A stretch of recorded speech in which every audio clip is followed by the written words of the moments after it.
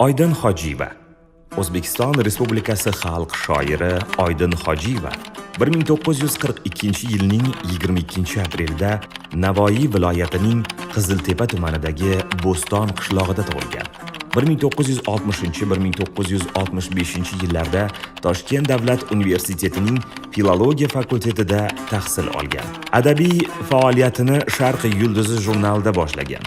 Keyinchalik Saodat, Gulxan jurnallarida bo'lim mudiri, Gulchehralar gazetasida bosh muharrir vazifasida xizmat qildi.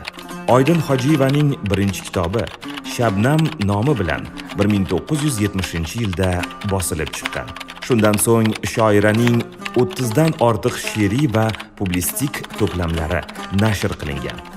Ular orasida Ko'zimning oq u qorasi, Navo, Manzillar, Nazokat, Tong tuhfalari kabi risolalari hamda rus va qoraqalpoq tillarida ham nashr etilgan asarlari ko'plab o'quvchilar qalbidan o'rin egallagan. Shuningdek, shoiraning Kelinchak, Hayotga ta'zim, Istiqlolga qasida, Ilm, Buxoro taronasi kabi poema, doston qissalarida mustaqillikni ulug'lash, istiqlolga sadoqat g'oyalari tarannum etiladi. Vatanga muhabbat, ma'naviy poklik, til va dil birligi, inson matonati, xalq qalbini kuylash, insonlarga mehribon va dardkash bo'lmoq istagi Oydin Hojiyeva ijodining bosh mavzusidir. Shoira tarjimon sifatida ham sermahsul ijod qilib, ko'plab qardosh shoirlarning she'rlarini o'zbek tiliga o'girdi. Ayni chog'da o'zining ham bir qancha asarlari rus, ukrain, qozoq, tojik, fransuz, ingliz va urdu tillariga tarjima qilindi.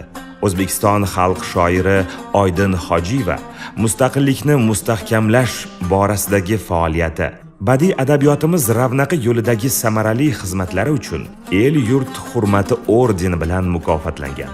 Bugungi kunda ham Oydin Hojiyeva adabiyotimiz xazinasini yangi ijod namunalari bilan boyitib kelayotgan elimizning ardoqli ijodkorlaridan biridir. Adabiyot naqadar mas'ul, naqadar muqaddas dargohligini o'ylayman.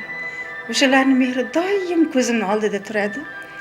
O'shalarning shu ulug' mehri oldida o'shalardan olganimni zarracha bo'lsa ham mana shu qizg'aldoqday lovullab kelayotgan, adabiyotimizga kirib kelayotgan, mana Zulfiya xonim nomidagi davlat mukofotini laureat bo'lib kelayotgan olima, shoira, musavvira, kutubxonashunos singillarimga shu qo'limni cho'zib o'sha mehrni bergim keladi. O'ylaymanki, agar odam shu olgan mehrini birovlarga qaytarmasa, u mukammal bo'la olmaydi, u to'liq bo'la olmaydi deb o'ylayman. Men boraman katta shahar shovqiniga sharsharaday, ko'zlarimda kamalaklar, rangi tirik manzaraday, govmishimning mijjalari yo'lga qarab giryon bo'ldi, qadim shoshning ko'chalari menga taxti ravon bo'ldi.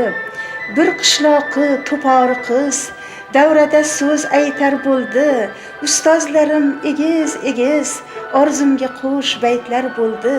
Bir ilohiy chashmaga duch kelgan kabi ilm simirdim, mehr izlab istab sevinch she'r degan mehrobga kirdim.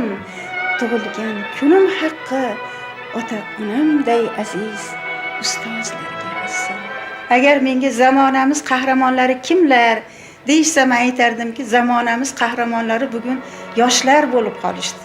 Ular mana Amerikaga borib, Angliyaga borib, va yana jahonning juda ko'p mamlakatlariga borib, goh shaxmatdan, goh kurashdan, goh ilmdan, goh san'atdan bo'lsin, shu O'zbekistonning bayrog'ini baland ko'tarib, O'zbekistonning shuhratini jahonga yoyishyapti. Bizning umidlarimiz, umid nihollarimiz mana shular.